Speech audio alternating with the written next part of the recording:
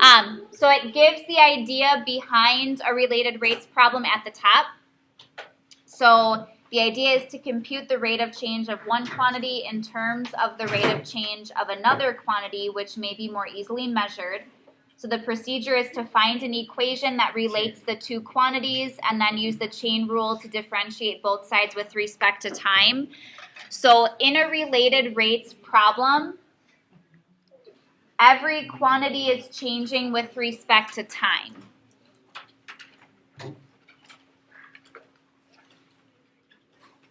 So as we take derivatives in a related rates problem, you are actually taking the derivative with respect to time.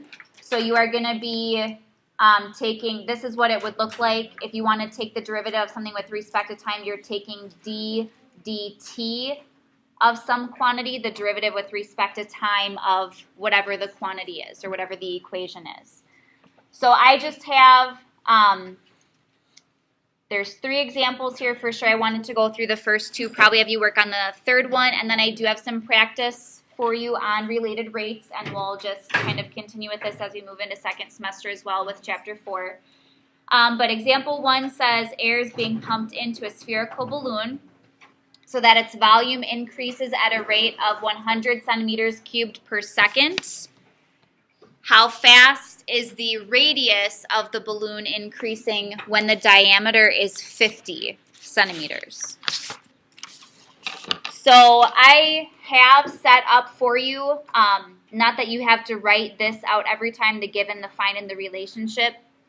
But when we work through problems like this, you're going to see in some cases it might be helpful to draw a diagram of what's being described. I would say for this one, we wouldn't necessarily need to. If you wanted to draw a spherical balloon, that's fine. You could do that. So we will go through one where it's going to make sense to draw a diagram. But you do want to identify what information you're given, what information it is that you're trying to find. And there's usually some sort of condition that applies with what you're trying to find. So I'm trying to find this when. There's usually some sort of condition stated in the problem as well. And then the relationship part, that's where you're coming up with an equation that relates whatever quantities in the problem.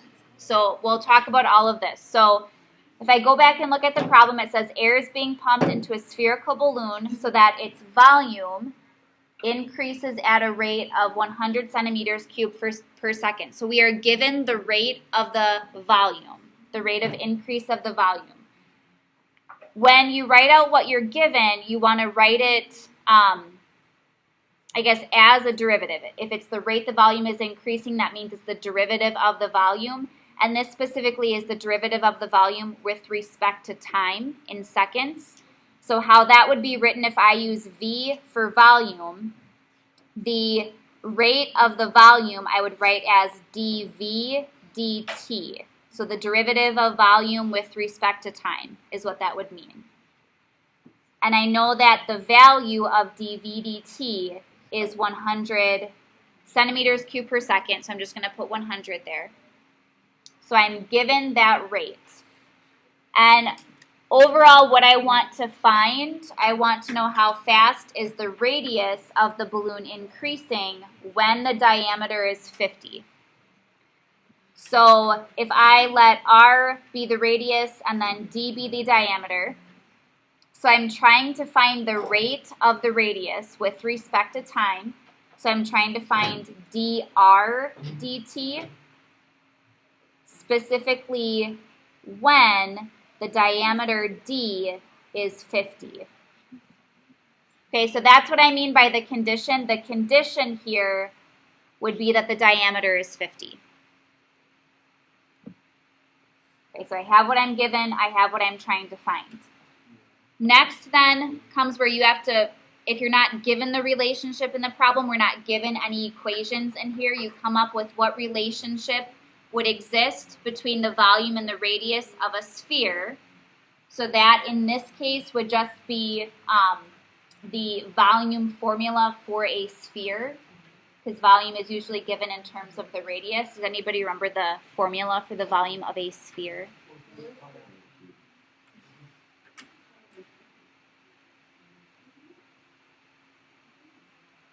Okay, so usually with these equations, now when you work through some of the practice, you may not be given these types of equations all the time. Thinking to the AP test, typically if they wanted you to find or solve a related rates problem, equations like this, they don't necessarily expect you to just know. I've seen a lot of equations like this given as part of the problem so that you're not getting the question wrong because you just didn't remember this. They want to see, do you know the calculus, not that do you remember this from geometry. So this is the volume of a sphere with respect to the radius. So this is the relationship. It relates V to R. So even though I am given some values, I don't plug anything in until I've taken the derivative. So once you come up with your equation, you then want to differentiate each side or take the derivative of everything of each side with respect to time. So I'm taking d dt, derivative with respect to time of everything.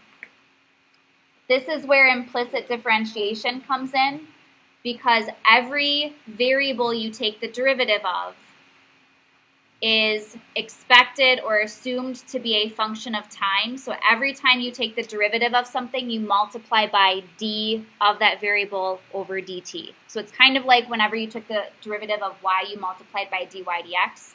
This is that same idea, but with everything. Unless your variable is actually t, unless it's actually time. So when I take the derivative of v, that derivative would just be 1, but I'd have to multiply it by dv dt. So the derivative of v with respect to time is dv dt equals, and then if I take the derivative of the right side, I have 4/3 pi r cubed. So first of all, just with respect to r, what would the derivative of this be? So 4 pi r squared. So using that power rule, bring down the 3. 3 times 4/3 is just 4. The pi stays, it's a number. R becomes r squared. But then I have to multiply this by dr dt. Okay, so it's any variable, you're using that implicit differentiation, that application of the chain rule. Okay, so this is the derivative. Once you get to this point, you want to substitute in the known values, and I'll say slash conditions. So when a value is a condition of something, the condition I'm referring to is the diameter is 50 here. Any condition also doesn't get substituted until after you've taken the derivative. So when I look at this equation, I should be able to substitute something in for everything except for dr dt. So I should have a value for dv dt, I should have a value for r, so that I can solve for dr dt. So I know dv dt is 100, and I have 4 pi times. I'm not specifically given r. Anyone know what r is? Yep, r would be half of the diameter, so this means that the diameter is 50, the radius is 25, so I would substitute 25 in for r. And then I just solve this for dr dt. Solve for what it was that you were trying to find. So I will simplify this side here. So 100 equals, does anyone have what 4 times 25 squared is? So I'm going to leave it in terms of pi 2500, pi dr dt. So then I would need to divide both sides by 2500 pi. And then I'm going to switch this around. So I have dr dt equals 100 divided by 2500 pi. which I can leave my answer like this. I can simplify the fraction. I can divide both of these by 100. So this is really 1 over 25 pi. Or it's not wrong if you actually were to divide these and give a decimal as long as you're using 3 decimal places. But you could leave it in exact form as well. And then make sure you do include the units on your answers. So what would be the units for dRdt?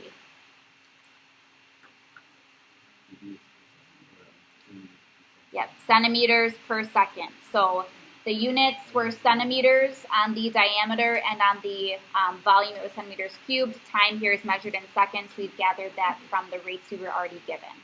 So this would be the rate at which the radius is increasing when the radius is 25.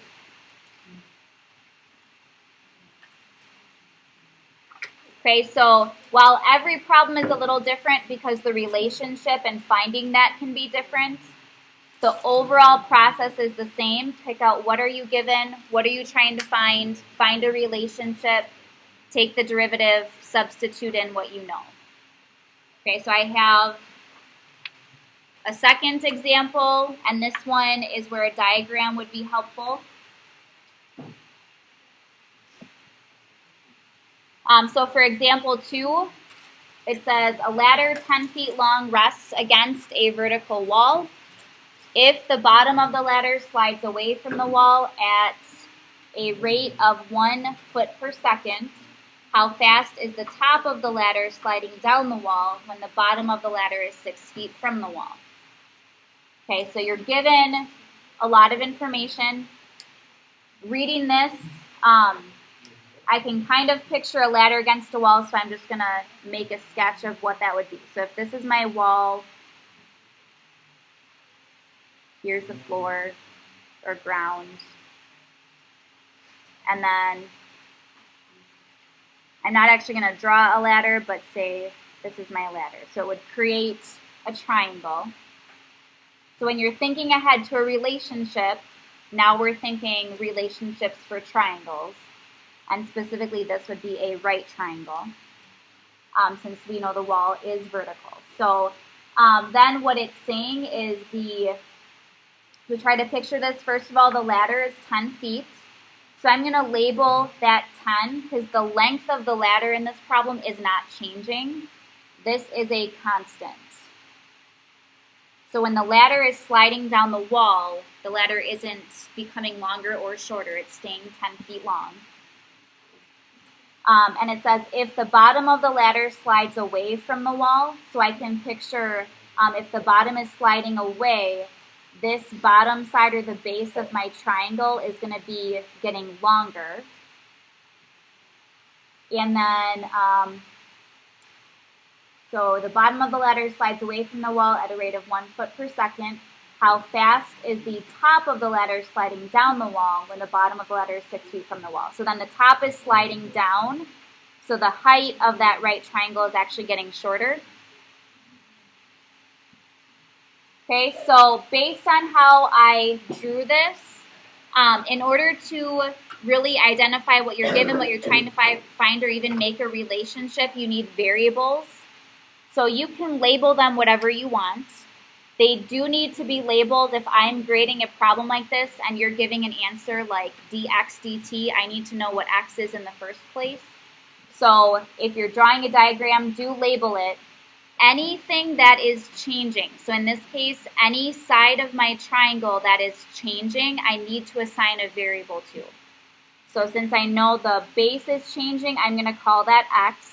I know the height is changing, I'm going to call that y. If you wanted to use b and h or whatever you want to use is fine.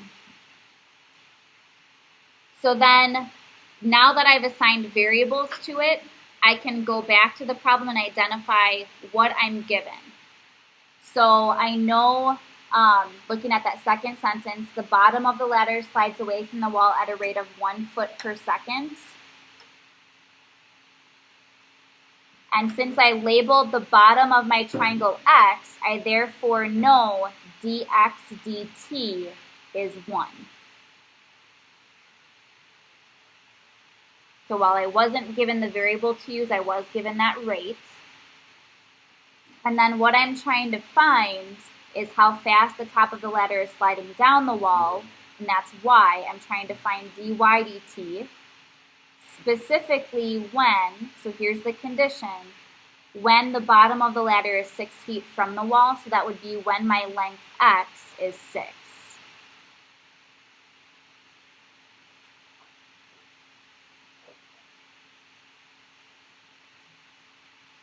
Okay, and then I need to come up with a relationship, some equation that relates the variables I have. So looking at this diagram, what relationship could you use, Dalton? Pythagorean theorem, we have a right triangle. Pythagorean theorem is a very common relationship to have. So a lot of situations end up being right triangles, not all of them, obviously, but a lot do. So Pythagorean theorem is used quite a bit. Now, this is where this condition of x being 6, it's important that you do not plug it in right away.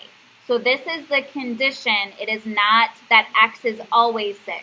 The reason this is 10 squared or 100 is because the ladder is always 10. So that is a constant. The side x is not constant. So I don't plug x in until I've actually taken the derivative of everything. So once you have your relationship, take the derivative of everything with respect to time. So the derivative of x squared is 2x multiplied by dx dt plus the derivative of y squared is 2y multiplied by dy dt. Derivative of 100 is 0. And that side of that triangle is constant anyway, so it's not changing at all. The rate of it would be 0, so that is 0 anyway. And then from here, now I substitute in what I'm given and my condition. I should be able to replace everything except for dy dt so that I can solve for it. So I have 2 times x is 6 times dx dt is 1. I wasn't given anything for y. You are always, though, given enough information to find anything you're not given explicitly. Ideas on how we could find y. Dalton? Yes, so to find y, because you want to find y when x is 6, so you go back to your relationship before you took the derivative, and you replace now x with 6 so that you can find when x is 6, what is y, because that's really what we need to know here. So I would have 6 squared, so 36 plus y squared equals 100.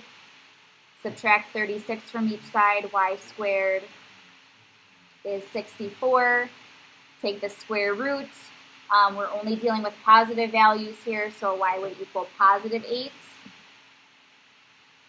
So then I would substitute 8 in for y, and I don't know dy dt. That's what I'm going to have to solve for. I still have 0 on the other side, but now I can solve for dy dt and get an actual value.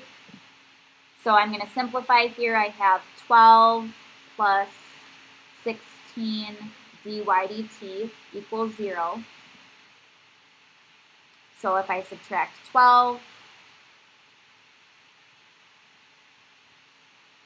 and then divide by 16, negative 12 sixteenths is negative 3/4 or negative 0.75. And it's going to be in feet per second. So what does the negative mean? It's going down, yep. So you could, if you said negative 3/4 feet per second, it's fine. If you had to explain what that meant, it means that side is decreasing at 3/4 feet per second.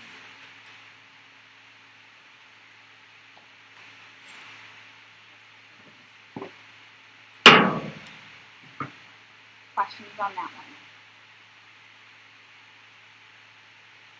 Okay.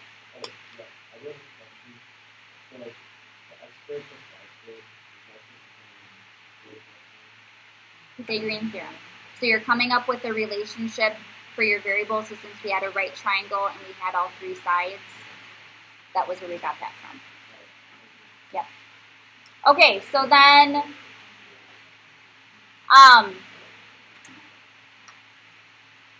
what I would like you to do, I'd like you just to try example 3 in your group. So I would recommend drawing a diagram for this one as well.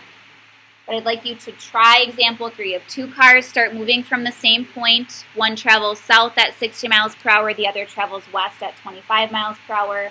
At what rate is the distance between the cars increasing 2 hours later?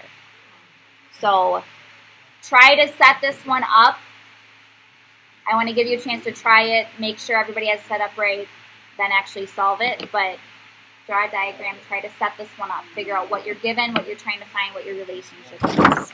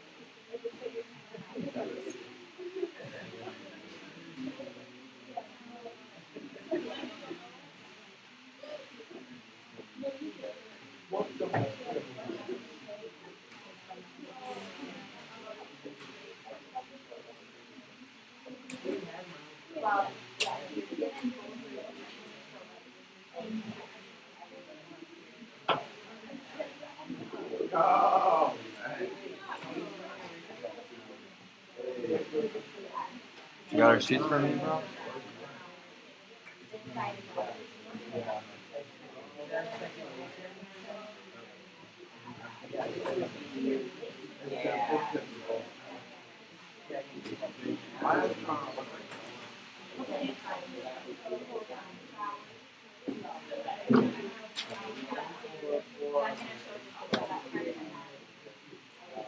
No. No. Jake, you got it right. You got 65, right? Wait, no. Nope, just kidding. Wrong problem. Nope, just kidding. Right problem.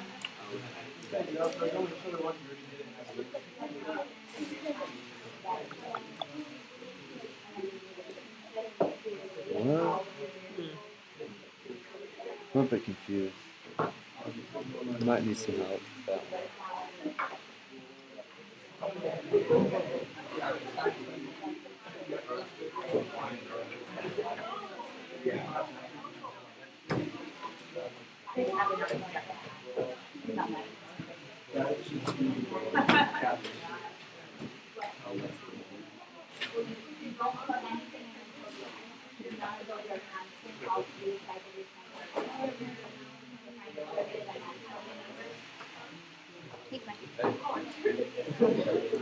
All right, I just want you to, no, don't do it right now. I just want you to check this. I don't have the whole thing up here, and I think most of you got to this point, or at least helped you if you hadn't quite gotten to this point.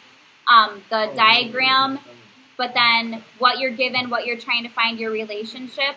So once you have your relationship, because none of these sides are constant, all three are changing, find the derivative first and then plug in what you know. And if you have questions further on that part, let me know. The final answer, though, is 65 miles per hour.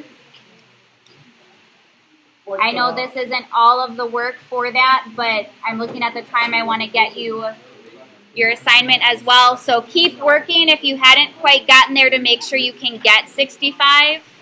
And then let me know if you have questions.